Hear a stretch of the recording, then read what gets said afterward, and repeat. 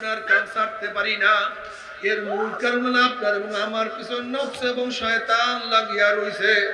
এই নফস এবং শয়তানকে ফেরার জন্য যে কোন একজন হক্কানি আল্লাহর ওলির হাতে হাত দিতে হবে রে বাবা। খবরদার, বর্তমান জমানায় পীর মুরিদেমে ভেজাল, ব্যবসা, দলাদলি, হিংসা, হাসাদে পরিণত হয়ে গেছে। সমস্ত আল্লাহর ওলির একমত, যেই পীরের 5 জন মুরিদের মধ্যে কম পক্ষে 3 জনকে দেখবেন আলহামদুলিল্লাহ সুন্নাত মুআফিক আমল আখলাক মজবুত হয়ে যাইতে আছে, গুনার কাম ছাড়তে আছে, নেকের আমল ধরতে আছে, কলব নরম হইয়া চোখে পানি আসতে আছে। বিরিক্ষতর নাম কি, ফলে পরিচয়। আমি চরমনাই বুঝি না, চরমনের দাওয়াত, প্রশংসা, প্রচার প্রসার করার জন্য আসেন রে বাবা। চরমনাই যাওয়ার তোমার কোনো দরকার নাই, কোনো দরকার নাই, কোনো দরকার নাই। তুমি যার কাছে গিয়া পারো গুনার কাম ছাড়ো, নেকের আমল ধরো, কলম নরম করিয়া চোখে পানি নিয়া মাওলার কবরে যাইও। যেরকম দুনিয়ার ঘরে আগুন লাগলে পানি ছাড়া নিবানো যায় না, ঠিক তো দ্রুপ তোমার এবং আমার গুনার দ্বারা যে জাহান্নামের আগুন জ্বলিয়া রইছে, চোখের পানি ও ছাড়া কিন্তু জাহান্নামের আগুন নিবানো সম্ভব না। কাজী বাবা আমার জন্য দোয়া চাই, আমিও দোয়া করি, সবাই সবার জন্য প্রাণ খুলিয়া দোয়া করো, যেন কিয়ামতের ময়দানে গলাগলি বাঁধিয়া আল্লাহ আমাদের সবাইকে জান্নাতে যাওয়ার তৌফিক দিয়া দেয়। আল্লাহুম্মা আমিন, আল্লাহুম্মা আমিন।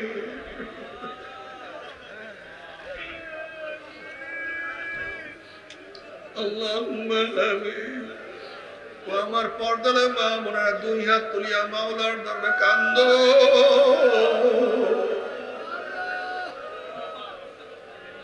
আর মাওলার কাছে মাপ চাও। কান্না না আসলে মনের ভিতরে মন একদিন গুনার কাছে স্বাভাবিক থাকে। সেই মুহূর্তে আল্লাহ পাক রব্বুল আলামিন আপনাকে আমাকে কোরআন ও হাদিসের মজলিস, আলেম, ওলামা, মুমিন, মুত্তাকিন, জাকিরিন, শাকিরিনদের গুরুত্বপূর্ণ এক দামি, অনেক অনেক দামি মজলিসে আসার, বসার, বলার, শোনার তৌফিক আল্লাহ পাক দান করছেন। শুকরিয়াতান সবাই বলে আলহামদুলিল্লাহ। এই মজলিস অনেক গুরুত্বপূর্ণ, অনেক দামি। আমি সবসময় জিকিরের মজলিসকে ধুলাই কারখানা বলি। ধুলাই কারখানা যখন জামা কাপড় দেওয়া হয়, জামা কাপড়গুলি ময়লা থাকে, কারখানা যখন ফেরত দেয় পরিষ্কার, ময়লার কোনো চিহ্নও থাকে না। ঠিক এখানে যখন ঢুকছিলাম আমল নামায় গুনার বহুত ময়লা ছিল, আল্লাহ পাক কবুল করলে মাজলিস থেকে বের হয়ে যাবে, গুনাহ সব সাফ হয়ে যাবে। বক্তব্য কিন্তু আমার নিজের তরফের থেকে না। বুখারী শরীফের মধ্যে দীর্ঘ এক রওয়ায়াত আছে, লম্বা এক হাদিস। ওয়া আবি হুরায়রা রাদিয়াল্লাহু তাআলা قال قال رسول الله صلى الله عليه وسلم إن لله ملائكة يطوفون في الطرق يلتمسون أهل الذكر فإذا وجدوا قوما يذكرون الله تعالى تنادوا هلموا إلى حاجتكم فيهفونهم بأذنة السماء الدنيا فيسألهم ربهم عز وجل وهو عالم منهم ما يقول عبادي تقول يسبحونك ويكبرونك ويحمدونك ويمجدونك। এরকম বিভিন্ন প্রশ্ন এবং জবাব দেওয়ার পরে আল্লাহ পাক সিদ্ধান্ত দেন, উশহিদুকুম আন্নী ক্বাদ গফারতু লাহুম। ফেরেশতারা সাক্ষী থাক, গোটা মাজলিসের বান্দাদের গুনাহ আমি সব মাফ করে দিয়েছি। ইয়াকুলুল মালাকু মিনাল মালাইকাতি ফীহিম ফুলানুন লাইসা মিনহুম ইন্নামা জাআলি হাজাতান ইয়াকুলুল্লাহ আযজা ওয়া জাল্লা হুমুল জুলাসা লা ইয়াশকা জালিসুহুম, রাহুল বুখারী। এক ফেরেশতা বলছে, মাওলা হে, সবাইকে মাফ করিও না, যারা জিকির আজকার করছে, তোমার কাছে জান্নাত চাইছে, জাহান্নাম থেকে পানা চাইছে, মাফ চাইছে, তাদেরকে মাফ করো। কিন্তু ফীহিম ফুলানুন লাইসা মিনহুম, এই মাজলিসের মধ্যে এমনও কিছু লোক আসছে যারা জিকির আজকারের জন্য আসে নাই, তোমার কাছে জান্নাতও চায় নাই, জাহান্নাম থেকে নাজাতও চায় নাই। এই গুণে তারা গুণান্বিত না। যারা এই গুণে গুণান্বিত, জাকিরিন, জাহান্নাম থেকে নাজাত চাইছে, জান্নাত তলব করছে, এই গুণে যারা গুণান্বিত তাদেরকে মাফ করো। কিন্তু অমুক অমুক ব্যক্তি তো আসছে, ওই যে ওই ব্যক্তি আসছে তো লাইট জ্বালাবার জন্য, ওই ব্যক্তি আসছে তো মাইক চালাবার জন্য, ওই যে পিছনে কিছু লোক আসছে দেখার জন্য, সমালোচনা করার জন্য, কিছু লোক আসছে অমুক অমুকে খোঁজার জন্য। তুমি সবাইকে মাফ করিয়া দিলা, গড়ে সবাইকে মাফ করিয়া দিছ। আল্লাহ পাক বললেন, দেখ এই মাজলিসে কে কোন কারণে ঢুকছে দেখার বিষয় নয়, যারা ঢুকছে সব মাফ হয়ে গেছে।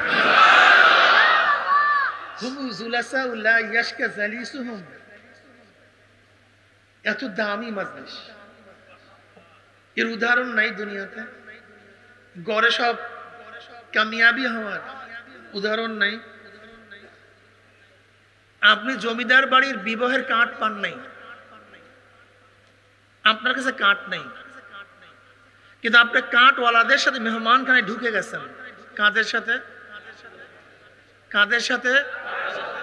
কাদের সাথে? আপনার কাছে ঢুকছেন কাদের সাথে? বসছেন কাদের সাথে? কারণ খাদিমদা কি বলবে, ভাই কাঠ আছে কিনা, কাঠ আছে কিনা? এটা ইজ্জাত আদবের খেলাফ, এটা মান ইজ্জাতের প্রশ্ন।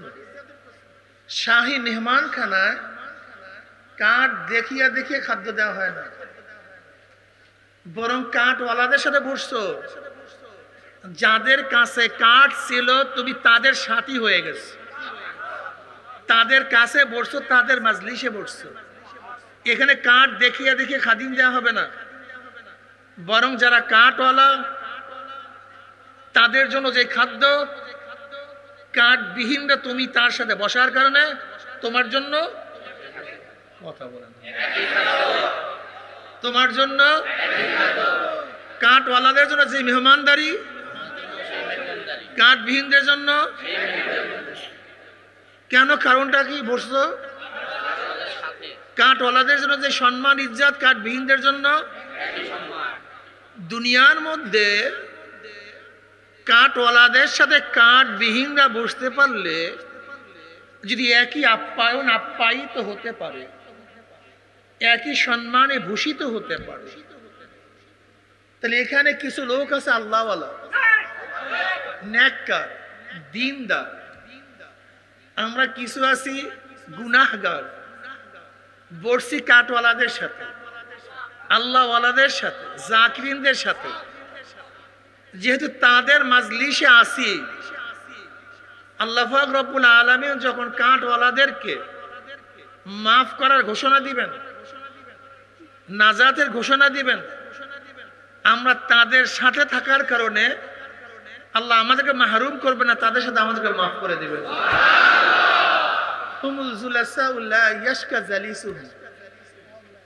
এই মাজলিস অনেক গুরুত্বপূর্ণ। এসি কেনার টাকা আপনার কাছে নেই, কিন্তু আপনার বন্ধু এসির মালিক, আপনি আপনার বন্ধুর সাথে রুমে ঢুকে গেছেন, পয়সা দিয়া যাই ঠান্ডা বিনা পয়সায়। কথা বলেন না কেন? সম্পর্ক কার সাথে? এসিওয়ালার সাথে। দামি আতর কেনার মতো পয়সা আপনার কাছে নাই, অনেক দামি, ঠিক না? 1 আউন্স আতরের দাম 1 লক্ষ 2 লক্ষ টাকা। এই আগর কেনার মতো পয়সা আপনার কাছে নাই, জাফরান কেনার মতো টাকা আপনার কাছে নাই, কিন্তু আপনি বসছেন জাফরানওয়ালাদের সাথে, ওই দামি উদওয়ালা টাকা দিয়া খায়ের মধ্যে আতর লাগাইয়া যেই গ্রান, তার কাছে যাওয়ার কারণে মাগনা আপনি একই গ্রান পাইতে আছেন। এই বাচ্চাকে পিছনে, একের পিছনে, দ্বিতীয়বার পিছনে, পিছনে, পিছনে বলছি, তোমার তোমার পিছনে বাচ্চা। জি হ্যাঁ, 1 সেকেন্ডের জন্য যেখানে এদিক ওদিকে যাবো না কাউ। আল্লাহুম্মা সাল্লি আলা মুহাম্মাদ।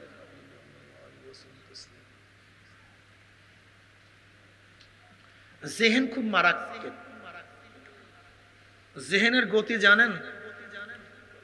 আলোর গতি পার সেকেন্ডে 1,86,000 মাইল, কিন্তু মনের গতি তার চেয়ে অনেক বেশি। সূর্য উদয় হওয়ার পরে দুনিয়াতে আলো পৌঁছতে 5 মিনিট সময় লাগে, কিন্তু আমার সূর্যের দেশে যাইতে 1 সেকেন্ডের সময় লাগে। এর জন্য বয়ান শোনার সময় যদি কারোর জেহেন এদিক ওদিকে চলে যায়, কোনো লাভ নেই। হুজুরে কি বয়ান করছিল ভাই, আর তোর কলব তো ঠিক ছিল না। তোমার এই পাত্রের মুখ তো টিউবওয়েলের মুখের সাথে সমান ছিল না। আগে পাত্রের মুখ টিউবওয়েলের মুখের সাথে সমানে রাখতে হবে, তাহলে পানি ঢুকবে। যদি একটু কাইত হয়ে থাকে, একটু সাধারণ, তুমি তো দিয়া বাস চাপতে আসো, ঘটনা কি ভাই? পানি নেই,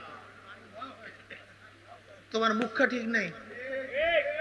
এই জন্য কলবের দরজা, কলবের চক্ষু, কলবের মুখটা ঠিক মতো মিল না থাকলে বয়ানে ফায়দা হয় না, কলবে বয়ান ঢুকে না।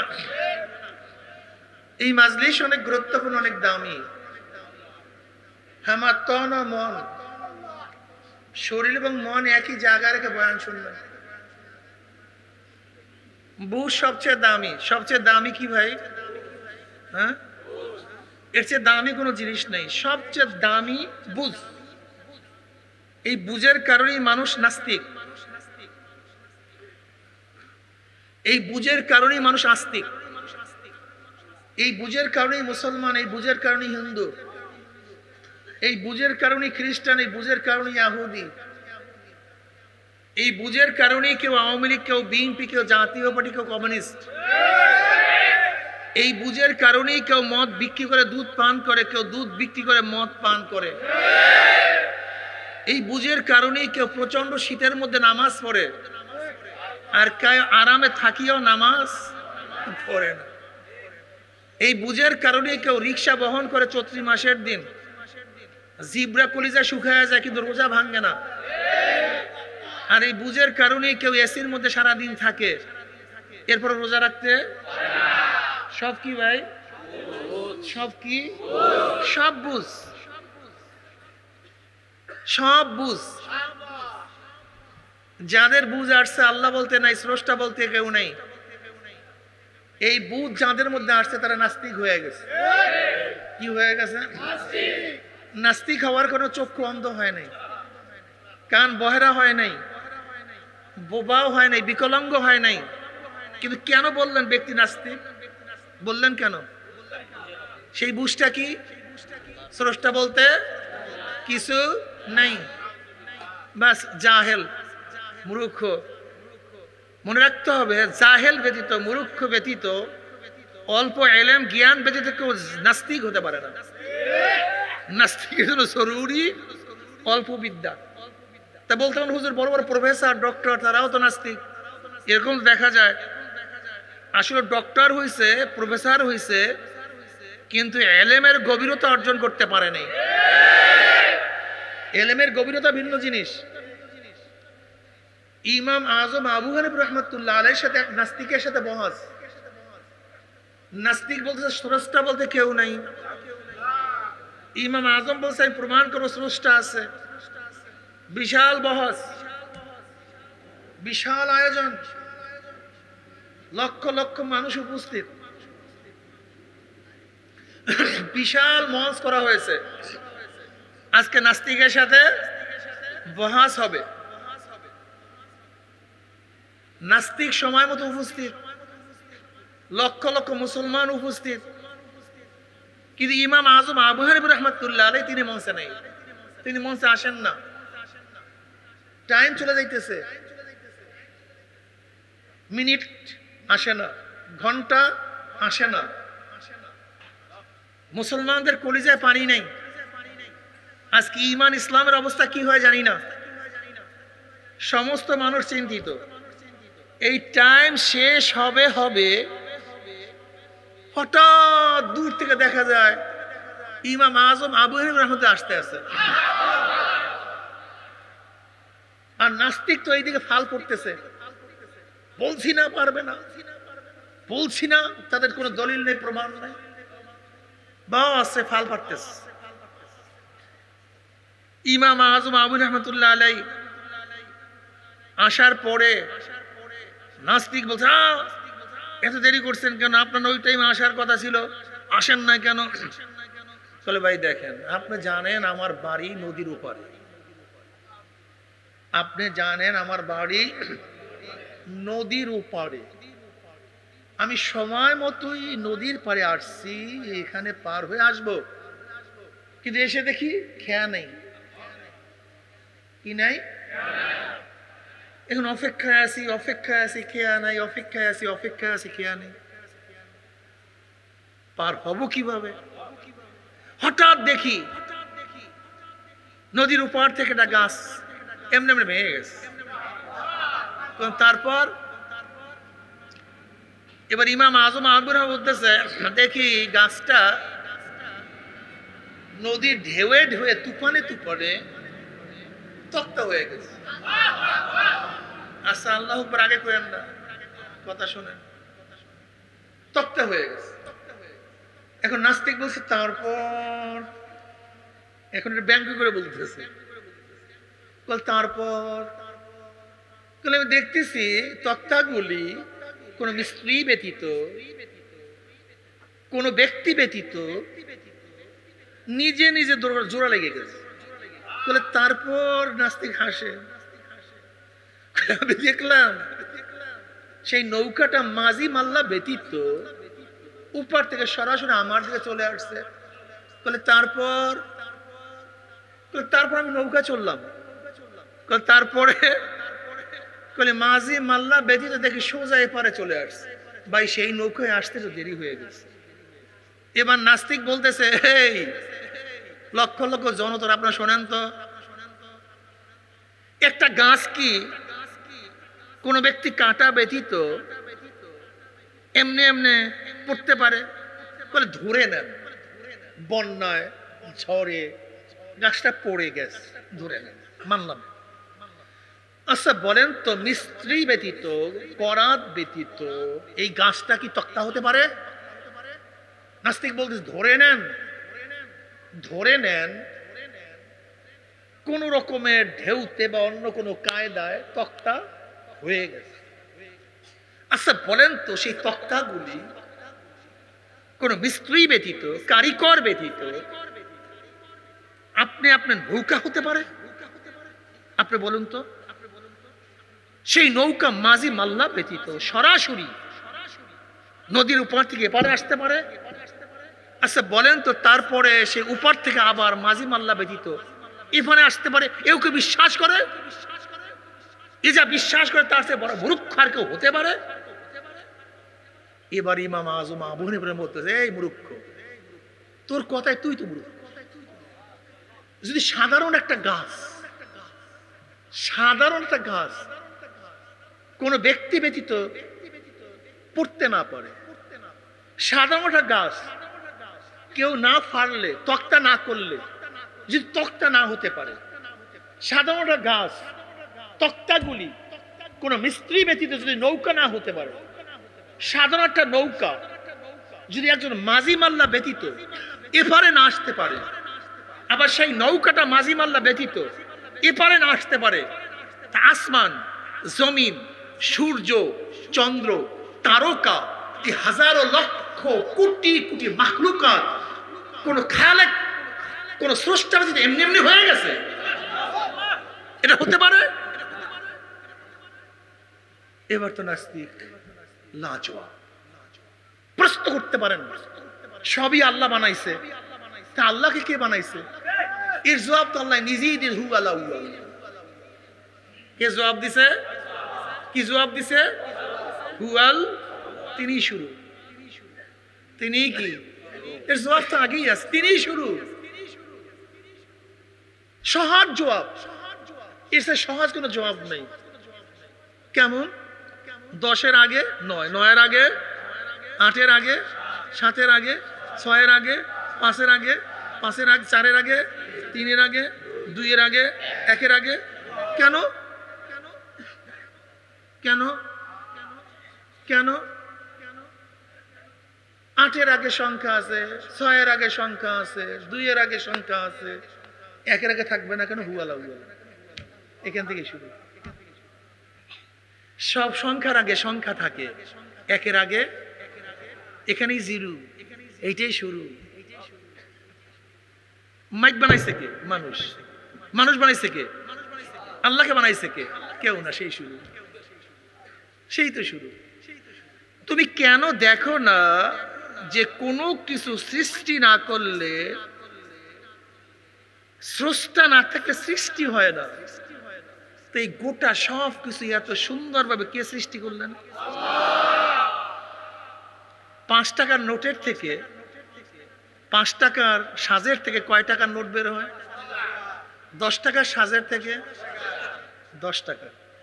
একই মেটাল থেকে একই ডিজাইনের খাদ্য বের হয়, ঠিক না?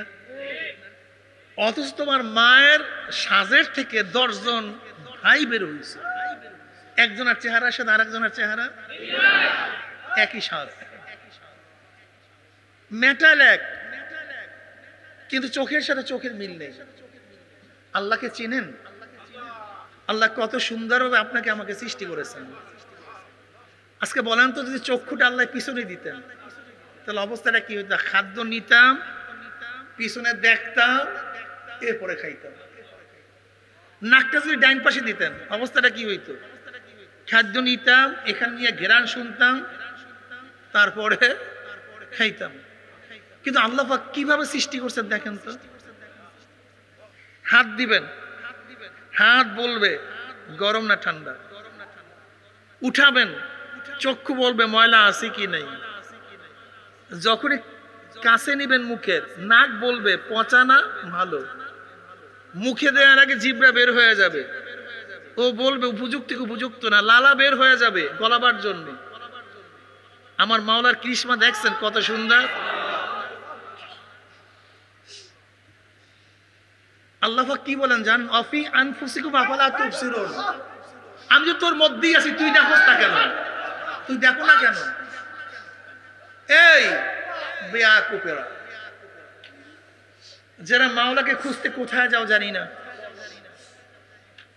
গোটা দুনিয়ার মানুষ যা চলে গেছে, যত মানুষ বর্তমানে আছে, যত মানুষ কিয়ামত পর্যন্ত আসবে, কোটি কোটি শত শত কোটি মানুষ চলে গেছে।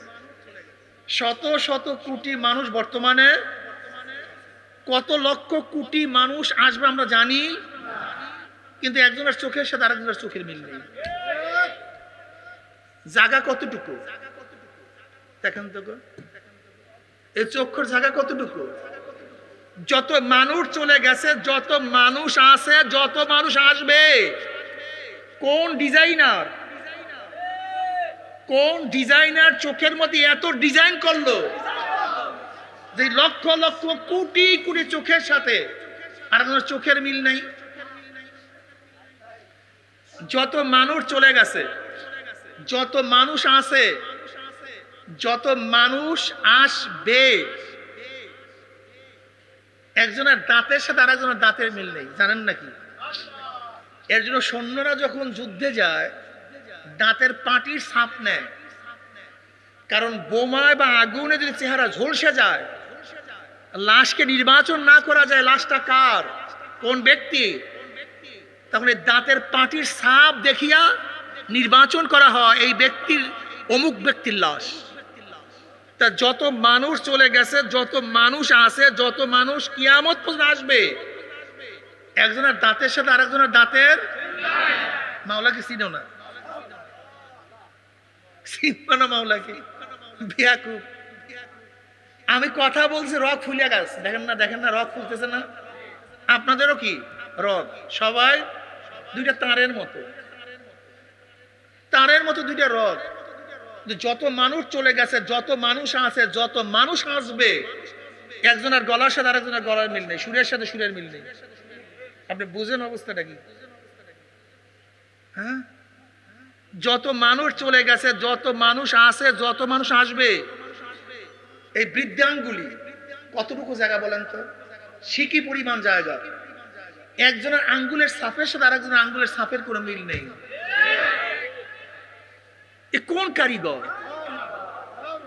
কোন খালেক?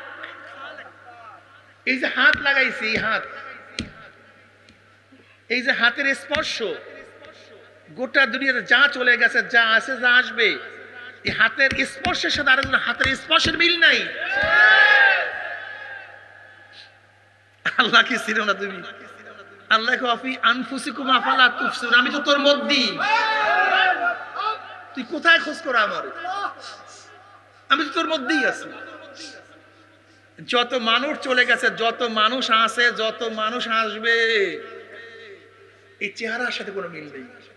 এতটুকু জায়গার মধ্যে কত ডিজাইন, আজি একটুখানি জায়গা, চেহারা কেমনে কি ডিজাইন, একজন একটু একটু, অথচ যত মানুষ চলে গেছে, যত মানুষ আছে, যত মানুষ আসবে, একজনের চেহারার সাথে আরেকজনের চেহারার পূর্ণ খেলাটা কি বুঝেন? মাওলা, আমার মাওলা কি ছিল না ফি আহসানি তাকবীর। এরপরে আসুন আল্লাহ পাক কেমনে সূর্য বানাইছে। সূর্যটা দুনিয়ার চেয়ে 13 লক্ষ গুণ, কত লক্ষ?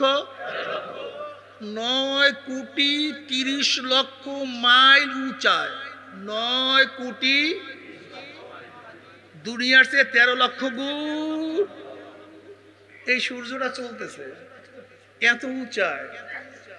বিজ্ঞানীরা বলে যদি সূর্য কিছু নিচে থাকতো, যেখানে আছে তার থেকে কিছু যদি নিচে থাকতো, দুনিয়ার মানুষ সব পুড়িয়া সারকার হয়ে যাইত। আবার সূর্য যেখানে আছে সেখান থেকে যদি কিছু উপরে হইতো, গোটা দুনিয়া বরফে ভরিয়া যাইতো, কোনো মানুষ বাঁচতো না, সব বরফ হয়ে যাইত। এ বেয়াকুব, কোন খালেক, কোন স্রষ্টা যদি সূর্যের পিছনে না থাকতো, এত বড় সূর্য চলে কিভাবে? এ শক্তি যোগায় কে, চালায় কে? একটা ট্রাক, মাল বোঝাই ট্রাক যদি বন্ধ হয়ে যায়, আমরা ধাক্কা দিয়ে সরাতে পারি না। আর দুনিয়ার চেয়ে 13 লক্ষ গুণ বড় সূর্যটা এত স্পিডে চলতেছে, কে চালায়? পাওয়ার কই, শক্তি কই, গ্যাস কই, তৈল কই, ইঞ্জিন কই? বাস লেট, ট্রেন লেট, আমার আশা লেট, বিমান লেট, কিন্তু সূর্য সৃষ্টি হওয়ার পর থেকে আজ পর্যন্ত 1 সেকেন্ড লেট করে নাই, 1 সেকেন্ড না। মাওলাকে চিনবা না? আল্লাযী খালাকা সাবআ সামাওয়াতিন তিবাকা মা তারা ফি খালকির রহমানি মিন তাফাউত ফারজিল বাসারা হাল তারা মিন ফুতুর সুম্মারজিল বাসারা কাররাতাইনি ইয়ানকালিব ইলাইকাল বাসারু খাসিয়ান ওয়া হুয়া হাসিব। আল্লাহ পাক ডাক দিয়া বলে, আমি তো 7 আসমান, 7 তবক জমিন, 7 তবক আসমান বানাইছি, দেখ তো আমার সৃষ্টির মধ্যে কোনো ভুল আছে নাকি? হাল তারা মিন ফুতুর, কোন ত্রুটি, কোন বিচ্যুতি, কোন ভুল, কোন ভ্রান্তি দেখো তো আছে নাকি? তুমি দেখো তো, সূর্যকে একটু নিচে ফিটিং করলে ভালো হইতো না উঁচায় ফিটিং করলে ভালো হইতো না? সূর্য এই ডিজাইন করলে ভালো হইতো না চন্দ্র এই ডিজাইন করতে ভালো হইতো? এই সূর্যের উপরে তারকা, সূর্যের নিচে তারকা, যেই তারকাগুলি সূর্যের চেয়ে কোটি কোটি গুণ বড়, সমস্ত তারকাগুলি ঘুরতে আছে, চলতে আছে। এত বড় বড় তারকা ঘুরে, কিন্তু একটার সাথে আর একটা টাচ হয় না, একটার সাথে আর একটা বাড়িও লাগে না। বিজ্ঞানীরা বলে একটা তারকার সাথে আর একটা তারকার বাড়ি লাগার সাথে সাথে দুনিয়া কিয়ামত হয়ে যাবে। বুঝেন কত সুন্দর ফিটিং, কত সুন্দর নৈপুণ্য আকর্ষণ, এমন ভাবে আকর্ষণ বিকর্ষণ। এত বড় বড় বড় বড় তারকা ঘুরে, কিন্তু জায়গা মতো ঘুরতে আছে, এদিকেও না ওদিকেও না। মাপজোক বুঝেন? মাওলাকে চিনবা না? মাওলাকে চিনবা না? তুমি কেন বুঝো না আজকে 5 তলা 10 তলা বিল্ডিং এ পানি উঠাবার জন্য কত বড় মোটরের প্রয়োজন? এই ঢাকা শহরের মানুষের পানি সাপ্লাই দেওয়ার জন্য গিয়া দেখো মোটরের বিল কত আসে, কত পাওয়ারফুল মোটর ব্যবহার করতে হয়। অথচ সাগরের মধ্য থেকে সমস্ত নদী নালার মধ্যে জোয়ার সৃষ্টি করে, পানির পাম্প সৃষ্টি করে। এত বড় পাম্পিং কোন মেশিনটা চিন্তা করছে একদিন? চিন্তা করবা না তো, চিন্তা করবা কেন? সারাদিন শয়তানি নিয়ে ব্যস্ত, সারাদিন গুনাহ নিয়ে ব্যস্ত। একদিনও চিন্তা করছো যে আমরা ধান লাগাবার জন্য যেই পাম্প মেশিন ব্যবহার করি সেখানে কত টাকা খরচ করি, আর অথচ মেঘনা পদ্মা বড় বড় নদীগুলি এমন ভাবে জোয়ার সৃষ্টি হয়, এই পানির প্রেসার দেওয়ার জন্য কত শক্তির প্রয়োজন? চিন্তা করছে একদম না, এ চিন্তা করবো না। সারাদিন দুনিয়া পেটার পিট, কি খাবো, কিভাবে বাঁচবো। যেরকম কুকুরটা সারাদিন চিন্তা পেট পিট, কিভাবে খাবো, কিভাবে বাঁচবো। একটা গরু গোয়ালঘর থেকে বের হওয়ার পরে সারাদিন কি চিন্তা করতো? গরু কি খাবো, কি বাঁচবো, কিভাবে খাবো, কিভাবে। এছাড়া গরুর আর কোনো চিন্তা। মহিষের একটা বাঘ বের হয় শিকারের জন্য, কিভাবে খাবো, কিভাবে বাঁচবো। একটা সিংহ বের হয় গুহার থেকে, কিভাবে খাবো, কিভাবে বাঁচবো। এছাড়া সিংহের কোনো টেনশন নাই, শুয়ারের কোনো টেনশন নাই, কুকুরের কোনো টেনশন নাই।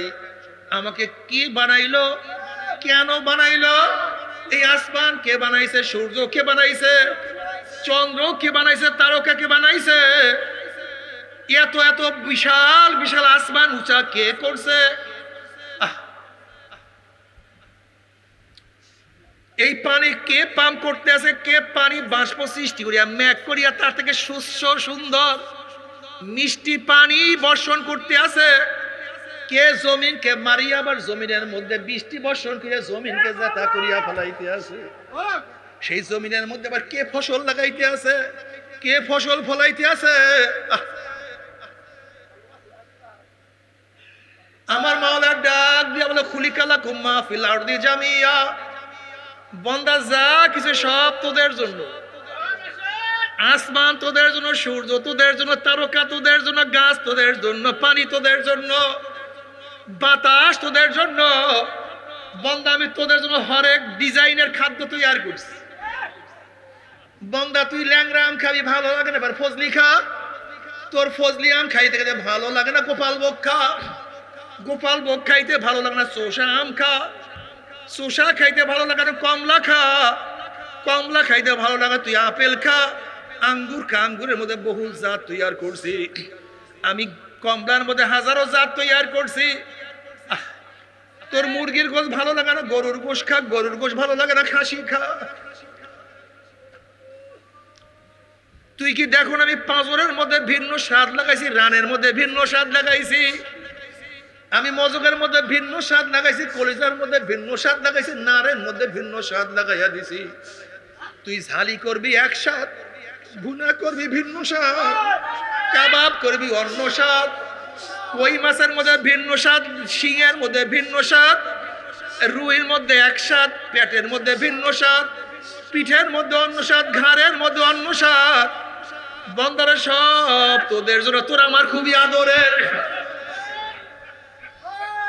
ওয়ালাকাদ কাররামনা বনি আদম, আমি বনি আদমকে সম্মানিত করে বানাইছি, সব কিছু তোদের জন্য বানাইয়া দিছি। আমি সূর্যকে ডুবাইয়া রাত্র বানাইয়া তোদের ঘুমের ব্যবস্থা করিয়া দিছি, আবার সূর্যকে উঠিয়া দিনের ব্যবস্থা, কাজের ব্যবস্থা করিয়া দিছি। আবার বন্দা তুই ঘুমাবি, তোর মাথাটা জমিনের মধ্যে ভাঙ্গিয়া পড়িয়া যাবে, আমার কাছে ভালো লাগে না, আমি শিমুল কাছে তুলার ব্যবস্থা করিয়া দিছি।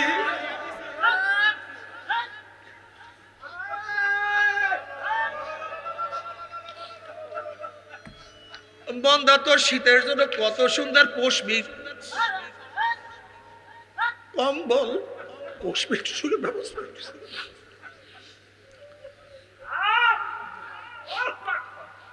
মন্দারে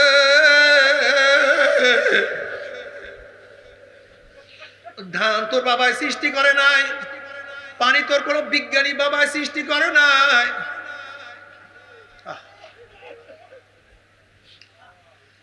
গোটা দুনিয়ার বিজ্ঞানীরা একটু এক ফোঁটা পানিও সৃষ্টি করতে পারবে না।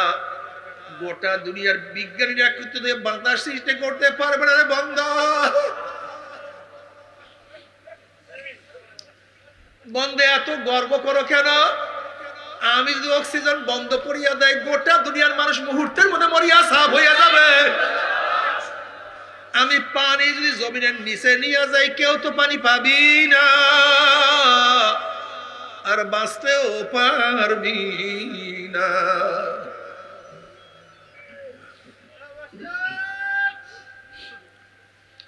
বান্দা সব কিছু তোদের জন্য, শুধু তোরা আমার জন্য। ওমা খালাকতুল জিন্না ওয়াল ইনসা ইল্লা লিয়াবুদুন। স্বামী স্ত্রীকে বলে, ও স্ত্রী, যা কিছু দেখো, আমার সোফা, আমার দামি ফ্রিজ, আমার দামি খাট, আমার দামি বিল্ডিং, সব তোমার জন্য, শুধু তুমি আমার জন্য। সব তুমি ব্যবহার করো, সব কিছু তোমার, কিন্তু তুমি শুধু আমাকে মোহাব্বত করবা, আমাকে ভালোবাসবা। সব তোমার জন্য, শুধু তুমি আমার জন্য। আমার মাওলা ডাকে, বন্দারা সব তোদের জন্য, তোরা আমি মাওলার আবেদ ইবাদতের জন্য।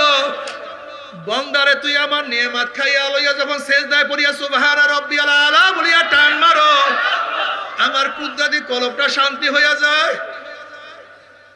বন্দারা যখন সুবহানা রাব্বিয়াল আলা বলিয়া টান মারো, আমি ফেরেশতাদের সাথে গর্ব করতে থাকি।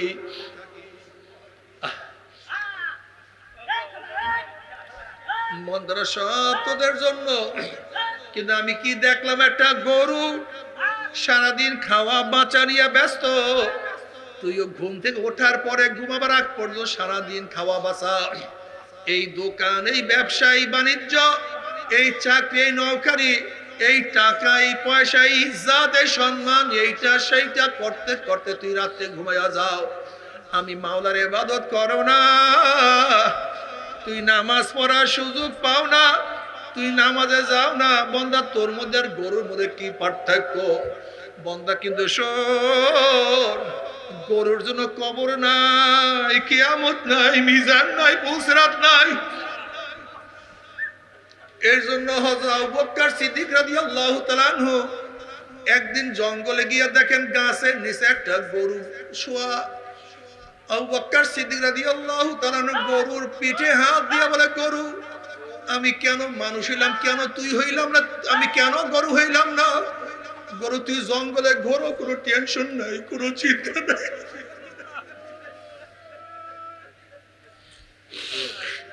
যেখানে খাও সেখানে ঘুমাও, কোনো টেনশন নাই। তোর কবরের কোনো টেনশন নাই, তোর কিয়ামতের কোনো টেনশন নাই, তোর মিজানের কোনো টেনশন নাই, তুই পুছারে উঠবি না। কিন্তু আমি আবু বকরের সামনে তো কবর, কিয়ামত, আল্লাহ মাফ করিয়া দাও। ও যুবক বাবারা, ও মুরব্বী বাবারা, পর্দার মা বোনেরা, দুনিয়া থাকার জায়গা না, দুনিয়াতে থাকার জন্য আসি না, দুনিয়াতে কেউ থাকতে পারবো না।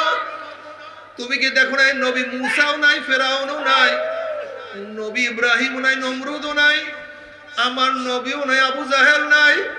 তুমি কি দেখো না, এই যে ঔষধ বানাইছে সেও মারা গেছে, যেই ডাক্তার ঔষধ লিখছে সেও নাই, যেই দোকানদার ঔষধ বিক্রি করছে সেও মারা গেছে, যেই রোগী ঔষধ সেবন করছে শুনলাম সেও দুনিয়ার থেকে বিদায় হয়ে গেছে, যেই জজ সাহেব ফাঁসির রায় লিখছে সেও নাই, যেই জল্লাদ ফাঁসি কার্যকরী করছে সেও নাই, যাকে কার্যকরী করছে সেও নাই, বাবাও নাই, দাদাও নাই, নানাও নাই,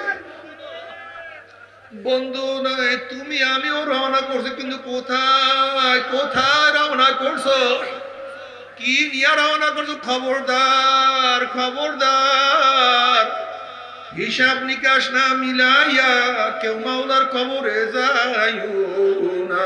আল্লাহ বাবার হিসাব নিকাশ মিলাইয়া তারপর মাওলার কবরে যাইও।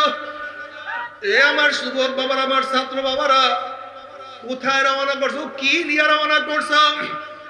অনেক আমার ছাত্র বাবারা মনে করে হুজুর একটু বুড়া হইয়া বড় হইয়া তারপর মাওলার ইবাদত করব, কিন্তু আমার ছাত্র বাবারা, তুমি বুড়া হইয়া মাওলার ইবাদত করবা, বুড়া হবা, বড় হবা, আগামীকাল বাঁচবাই গ্যারান্টি তোমার মধ্যে কি আছে রে বাবা? তুমি কিসে পড়ো? বলে হুজুর আমি তো টেনে পড়ি। বাবা নাইনের ছেলেরা কি দুনিয়ার থেকে বিদায় হয় নাই? হ্যাঁ আমার নাইনের ছাত্র বাবারা, তুমি কি দেখো না এইটের কত ছেলেরা দুনিয়ার থেকে বিদায় হয়ে গেছে? এ আমার বাবা তুমি কেন ইবাদত করবা না?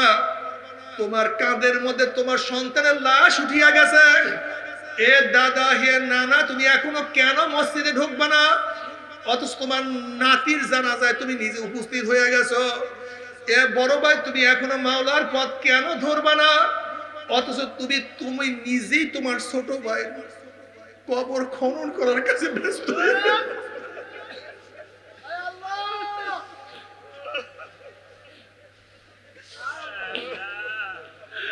এ বন্ধু তুমি কেন ইবাদত করবা না?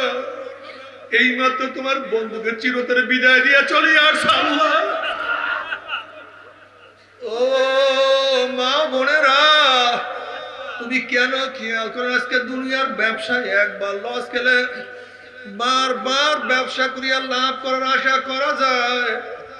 আজকে দুনিয়ার পরীক্ষায় একবার ফেল করলে বারবার পরীক্ষা দিয়া পাশ করার আশা করা যায়।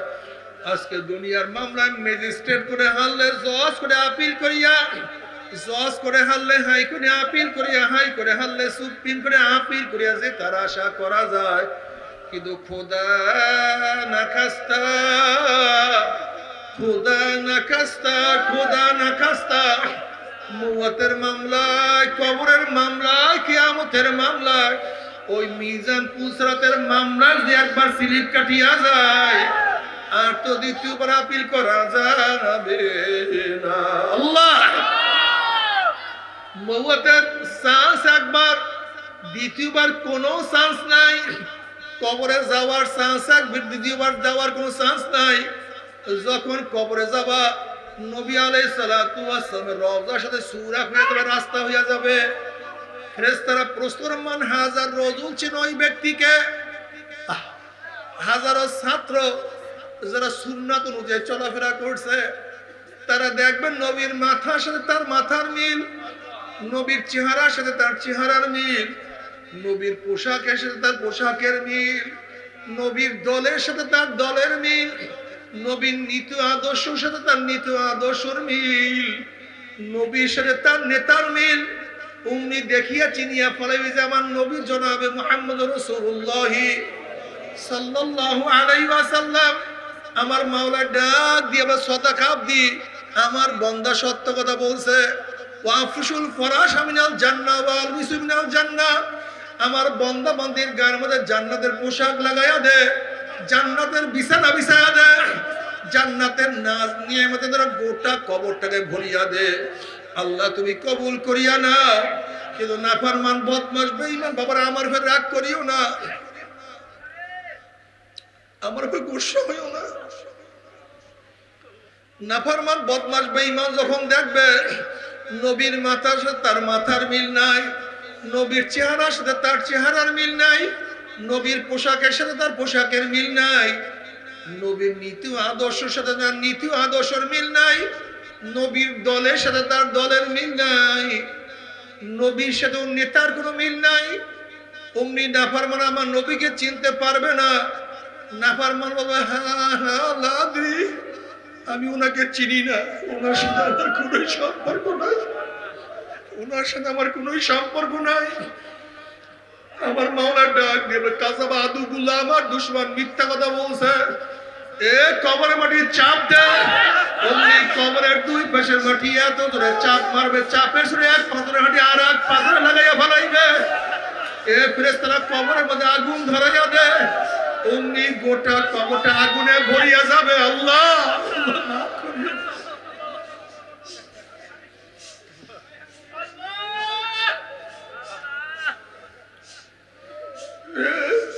সাপ ধরাইয়া দাও।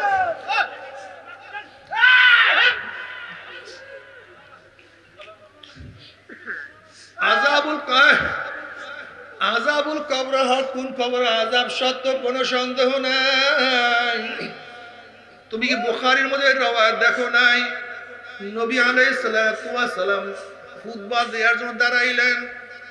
নবী আলাইহিস সালাতু ওয়াস সালাম যখন কবরের বয়ান শুরু করলেন, দাজ্জাল মুসলিমুনা দাজ্জাতান, মুসলমানদের মধ্যে এমন হায়বাত, এমন চিল্লাচিল্লি কান্নাকাটি শুরু হয়ে গেছে। নাসাইর রওয়ায়াতের মধ্যে আসছে, রাবি বলেন মুসলমানের চিল্লাচিল্লির কারণে নবী আলাইহিস সালাতু ওয়াস সালাম কি বয়ান করতেছিলেন আমি শুনতে পাইতেছিলাম না। যখন নবী বয়ান শেষ করলেন, কাছের এক ব্যক্তিকে প্রশ্ন করলাম, আমার নবী এমন কি বয়ান করছে, সাহাবাদের অবস্থা এরকম কেন, এত চিল্লাচিল্লি কান্নাকাটি কেন, এত পেরেশান কেন? তখন নবীর কাছে থাকা ব্যক্তি বললেন, নবী বলছেন অচিরেই কবরের মধ্যে দাজ্জালের ফিতনার মতো ফিতনার সম্মুখীন হইতে হবে। শুধু এই বয়ান করার সাথে সাথে সাহাবাদের মধ্যে চিল্লাচিল্লি কান্নাকাটি শুরু হয়ে গেছে।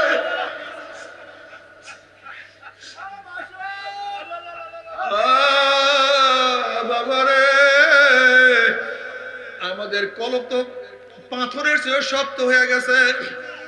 আল্লাহ পাক কালামে পাকের মধ্যে ফরমান, সুম্মা কাসাত কুলুবুকুম মিন বাদি যালিকা ফাহিয়া কাল হিজারাতি আশাদ্দু কাসওয়া ওয়া ইন্না মিনাল হিজারাতি লামা ইয়াতাফাজ্জার মিনহুল আনহার ওয়া ইন্না মিনহা লামা ইয়াশাক্কাকু ফায়াখরুজু মিনহুল মা ওয়া ইন্না মিনহা লামা ইয়াহবিতু মিন খাশিয়াতিল্লাহ ওয়া মাল্লাহু বিগাফিলিন আম্মা তা'মালুন। আল্লাহ পাক কালামে পাকের মধ্যে ফরমান, একদল মানুষ গুনাহ করতে করতে তার কলবটা পাথরের চেয়ে শক্ত হয়ে গেছে। এরপরে আল্লাহ পাক রব্বুল আলামিন তিন ধরনের পাথরের বয়ান করেন। আল্লাহ পাক বলেন, এক ধরনের পাথর আমি মাওলার ভয়ে টাস টাস ফাটিয়া গেছে, ফাটিয়া সেখানে পানি বহাইয়া দিছে। আর একদল পাথর আমি মাওলার ভয়ে কানতে কানতে ঝর্ণা বহাইয়া দিছে। আর একদল পাথর আমি মাওলার ভয়ে গড়াইয়া গড়াইয়া গড়াইয়া গড়াইয়া পড়িয়া যাইতে আছে। ও মানুষ মাত্রা পাথরের দলের, যারা আমার মাওলার ভয়ে কানবা না, আমার মাওলাও ছাড়বে না। আল্লাহ নবী মুসা আলাইহিস সালাতু ওয়াস সালাম একদিন এক জায়গা থেকে রওনা করলেন, দেখেন একটা পাথর কান্দে। নবী মুসা আলাইহিস সালাতু ওয়াস সালাম বলেন, পাথর তুই কেন কান্দো? পাথর বলছে, আল্লাহ নবী মুসা, আল্লাহ পাক জাহান্নামকে মানুষ এবং পাথর দিয়া জ্বালাইবে। ওয়া কুদুহান নাসু ওয়াল হিজারা, সেই জাহান্নামের ভয়ে আমি কান্নাকাটি করতে আছি। আপনি আল্লাহর কাছে দোয়া করেন, মাওলা তোমাকে মাফ করিয়া দেয়। নবী মুসা আলাইহিস সালাতু ওয়াস সালাম আল্লাহর কাছে দোয়া করলেন, মাওলা হে, এই পাথর তোমার ভয়ে জাহান্নামের ভয়ে কাঁদে, তুমি তাকে মাফ করিয়া দাও। আল্লাহ পাক বললেন, মুসা তুমি তাকে সুসংবাদ জানাইয়া দাও, আমি তাকে মাফ করিয়া দিলাম। এই সুসংবাদ জানাইয়া মুসা আলাইহিস সালাতু ওয়াস সালাম সেখান থেকে চলিয়া গেলেন। অনেক দিন পরে সেখান থেকে যাওয়ার সময় দেখে পাথর আবারও কান্দে। নবী মুসা আলাইহিস সালাতু ওয়াস সালাম ধমক দিয়া প্রশ্ন, এ পাথর তুই কি আমার কথা বিশ্বাস করো নাই? মাওলা তোকে মাফ করিয়া দিছে। পাথর বলছে, আল্লাহ নবী মুসা, নবীরা কোনোদিন মিথ্যা কথা বলতে পারে না, আল্লাহ পাক আমাকে মাফ করছে, আমি বিশ্বাস করছি, তাহলে আবারও কেন কান্দো? তখন পাথর বলে, আল্লাহ নবী মুসা, যদি আমি না কাঁদতাম, আমার দিকে আপনি লক্ষ্য করতেন না, দোয়াও করতেন না, আপনার দোয়া না করলে হয়তো মাওলা আমাকে মাফও করতো না। কিন্তু যেই কান্নার উসিলে মাওলা আমাকে মাফ করিয়া দিছে, ওই কান্না আমি আর কোনোদিনও ছাড়বো না। বাবারে, আমার নবী তোমার নবী, তাকে আমার মাওলা পাক রব্বুল আলামিন সম্মান সুযোগ ঘোষণা দেন, গুফিরা লাহু মা তাকাদ্দামা মিন যানবিহি ওয়া মা তাআখার, যার আগিলা পিছলা সব কিছু মাফ। সেই নবী নামাজের মধ্যে এমন ভাবে কাঁদতেন, ওয়ালি যাওফিহি আজিজু কাআজিজিল মিরজালি মিনাল বুকা, যেরকম পাতিলের মধ্যে পানি দিয়া উপরে আবৃত করিয়া নিচে আগুন ধরাইয়া দিলে পাতিলের মধ্যে গুম গুম আওয়াজ করতে থাকে। আমার নবী নামাজের মধ্যে এমন ভাবে কাঁদতেন, তার কলব থেকে কান্নার গুম গুম আওয়াজ বের হইতে থাকতো। ও ও বাবারা, আমরা যারা গুনাহগার, আমাদের চোখে বেশি পানি থাকা উচিত ছিল, কিন্তু আমাদের চোখে পানি নাই। কিন্তু যারা আল্লাহ ওয়ালা তাদের চোখে পানি। আসলে কপাল পুড়িয়ে গেছে, আর কিছু না, আর কিছু না। আল্লাহ, আল্লাহ তুমি আমাদের সবাইকে মাফ করিয়া দাও। আল্লাহ আমাদের সবাইকে ক্ষমা করিয়া দাও। আল্লাহ মাফ না করাইয়া কাউকে ডাক দিও না, ক্ষমা না করাইয়া কাউকে ডাক দিও না। আল্লাহ তওবা করার তৌফিক দিও।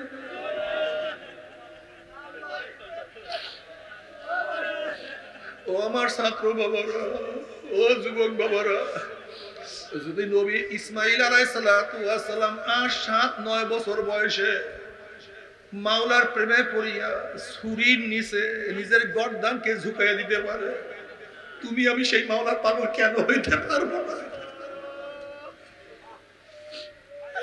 যদি আলী রাদিয়াল্লাহু অল্প বয়সে আমার মাওলার পাগল হইতে পারে, তুমি আমি কেন পারবো না?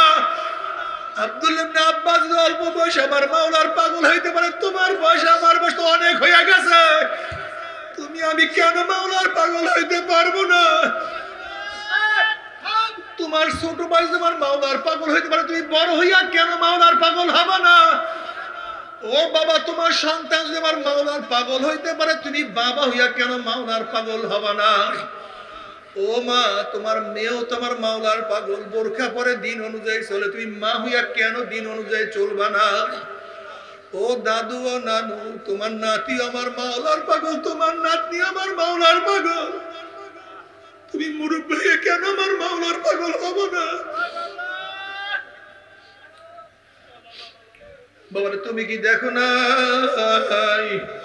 কত রিক্সাওয়ালা নামাজের সময় রিক্সাটাকে থামাইয়া নামাজে হাজির হইয়া যায়,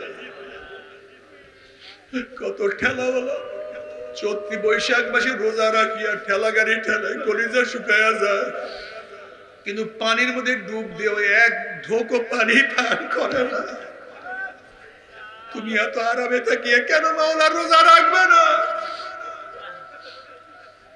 তোমার সে অল্প বয়সে কত যুবক, কত ছাত্র দাঁড়িয়ে রাখছে, তুমি বুড়ো হইয়া কেন দাঁড়িয়ে রাখবে না? কিয়ামতের মাঠে যখন আল্লাহর নবীর সামনে দাঁড়াবা, নবীর চেহারা যখন দাঁড়িয়ে দেখবা, তোমার চেহারা যদি দাঁড়িয়ে না থাকে, আমার নবীর কলিজায় ব্যথা লাগিয়া যাবে, তুমিও লজ্জায় মাথা নত করিয়া বলাবা, নবীর চেহারা দাঁড়িয়ে আমার চেহারায় দাঁড়িয়ে নাই, আমার নবীও তোমার দিকে কিভাবে তাকাইবে, তুমি আমার নবীর দিকে কিভাবে তাকাবা? মন কি বুঝলে? মন, আমি কিয়ামতের ময়দানে আমার নবীর কলিজায় ব্যথা দেব না, আমিও লজ্জিত হব না, মাথা নত করব না, আজকের থেকে আমি আর দাড়ির মধ্যে পোষ মারবো না ইনশাআল্লাহ। কে কে নিয়ত করতে পারো? নারায়ে তাকবীর! আল্লাহ তুমি কবুল করিও না। আল্লাহ আল্লাহ, আমার নবীর সুন্নাত কেন মানবা না? অথচ কিয়ামতের ময়দানে ওয়ায়াকুল ইব্রাহিম খলিলুল্লাহ নাফসি নাফসি, মুসা কালিমুল্লাহ নাফসি নাফসি, ঈসা রুহুল্লাহ নাফসি নাফসি, সমস্ত নবীরা বলবে মাওলা আমাকে বাঁচাও, আমাকে বাঁচাও, আমাকে বাঁচাও। ইয়াউমা ইয়াফিরুল মারউ মিন আখিহি ওয়া উম্মিহি ওয়া আবিহি ওয়া আবিহি ওয়া সাহিবাতিহি ওয়া বানি, যেই দিন আপন মা ছেলের পরিচয় দেবে না, ছেলে মায়ের পরিচয় দেবে না, বাবা ছেলের পরিচয় দেবে না, ছেলেও বাবার পরিচয় দেবে না, আপন ভাই ভাই পরিচয় দেবে না, নেতা নেত্রী সব লাপাত্তা হইয়া যাবে, বন্ধু বান্ধব সব হারাইয়া যাবে, সবাই নিজেকে নিয়ে ব্যস্ত হইয়া যাবে। এই মুহূর্তে সবাই নিজেকে নিয়ে ব্যস্ত, অথচ আমার নবী সিজদায় পড়িয়া বলবে রব্বি হাবলি উম্মতি, রব্বি হাবলি উম্মতি। আমার উম্মতের উপায় কি মাওলা? আমার উম্মতের উপায় কি? আমার উম্মতের উপায় কি? আল্লাহ তুমি কবুল করিয়া না। নবীর দোয়া কবুল করে আল্লাহ পাক বলবেন যাও জিবরাইল আমার হাবিবের কাছে এই পানিটুকু নিয়ে দিয়ে আসো। নবী আলাইহিস সালাতু ওয়াস সালাম যখন এই পানি জাহান্নামের গায়ে ছিটা মারবে, জাহান্নাম ক্যাত ক্যাত করে পিছনে সরিয়া যাবে। নবী আলাইহিস সালাতু ওয়াস সালাম বলবে মাওলা রে, লক্ষ লক্ষ ফেরেশতারা যেই জাহান্নাম ধরিয়া রাখতে পারে না, এ আবার কোন কুদরতি পানি, কোন আশ্চর্য পানি, যেই পানি মারার সাথে সাথে জাহান্নাম পিছনে সরিয়া গেল। আল্লাহ পাক ডাক দিয়ে বলে, আমার হাবিব গো, এই পানি কোন আশ্চর্য পানি না, কোন কুদরতি পানি না, এই পানি হলো তোমার গুনাহগার উম্মতের চোখের পানি। আল্লাহ আল্লাহ তুমি কবুল করিয়া নাও। এরপর আল্লাহ পাক কাউকে জাহান্নাম, কাউকে জান্নাতের ফয়সালা দিয়া দিবে। জাহান্নামের মধ্যে জাহান্নাম লোক জ্বলতে জ্বলতে কলিজা শুকায়া যাবে। তাহলে তুমি কি জানো জাহান্নামের অবস্থাটা কি হবে? জাহান্নামের লোকের ঘর হবে আগুনের, তাদের খাট হবে আগুনের, তাদের বিছানা হবে আগুনের, তাদের লেপ হবে আগুনের, তাদের পোশাক হবে আগুনের, তাদের খাদ্য হবে আগুনের, তাদের পানি হবে আগুনের। তারপরে সহ্য করতে পারবি? ওই জাহান্নামের একখানে আযাব কেউ তো সহ্য করতে পারবো না। তবে মুমিন মুসলমান বলতে সবাই মনে চায় গুনাহ থেকে ফিরিয়া না কামল করিয়া মাওলার জান্নাতে, কিন্তু সবাই যাইতে মনে চায় গুনার কাজ ছাড়তে পারি না। এর মূল কারণ হলো আপনার এবং আমার পিছন নফস এবং শয়তান লাগিয়া রইছে। এই নফস এবং শয়তানদের ফেরার জন্য যে কোন একজন হক্কানি আল্লাহর ওলির হাতে হাত দিতে হবে রে বাবা। খবরদার, বর্তমান জমানায় পীর মুরিদে ভেজাল, ব্যবসা, দলাদলি, হিংসা, হাসাদে পরিণত হয়ে গেছে। সমস্ত আল্লাহর ওলির একমত, যেই পীরের 5 জন মুরিদের মধ্যে কম পক্ষে 3 জনকে দেখবেন আলহামদুলিল্লাহ সুন্নাত মুআফিক আমল আখলাক মজবুত হয়ে যাইতে আছে, গুনার কাম ছাড়তে আছে, নেকের আমল ধরতে আছে, কলব নরম হইয়া চোখে পানি আসতে আছে। বিরিক্ষতার নাম কি, ফলে পরিচয়। আমি চরমনাই বুঝি না, চরমনের দাওয়াত, প্রশংসা, প্রচার প্রসার করার জন্য আসেন রে বাবা। চরমনাই যাওয়ার তোমার কোনো দরকার নাই, কোনো দরকার নাই, কোনো দরকার নাই। তুমি যার কাছে গিয়া পারো গুনার কাম ছাড়ো, নেকের আমল ধরো, কলম নরম করিয়া চোখে পানি নিয়া মাওলার কবরে যাইও। যেরকম দুনিয়ার ঘরে আগুন লাগলে পানি ছাড়া নিবানো যায় না, ঠিক তো দ্রুপ তোমার এবং আমার গুনার দ্বারা যে জাহান্নামের আগুন জ্বলিয়া রইছে, চোখের পানি ও ছাড়া কিন্তু জাহান্নামের আগুন নিবানো সম্ভব না।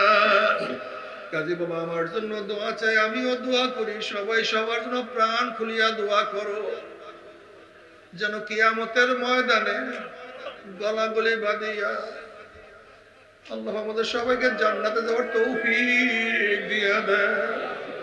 আল্লাহুম্মা আমিন, আল্লাহুম্মা আমিন।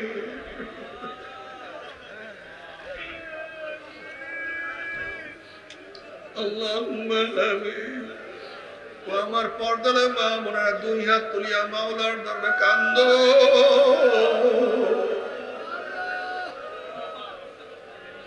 আর মাওলার কাছে মাপ চাও।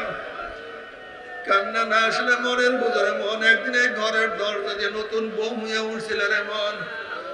কত মেয়ে লোকে শরবত খাওয়াইছে, কত মেয়ে লোকে বাতাস করছে। আমরা একদিন এই ঘরের দুয়ার দিয়ে মরে লাশিয়া বাইর হব। ছেলে কান্দে মা করে, মেয়ে কান্দে মা করে, ওরে মন জবাব তো আর দিব না। আল্লাহ কত আলেম ওলামা দিনে হাত তুললাম রে মাওলা। আল্লাহ কত সাদা দাড়িওয়ালা ভাইদেরকে নিয়ে হাত তুললাম রে মাওলা।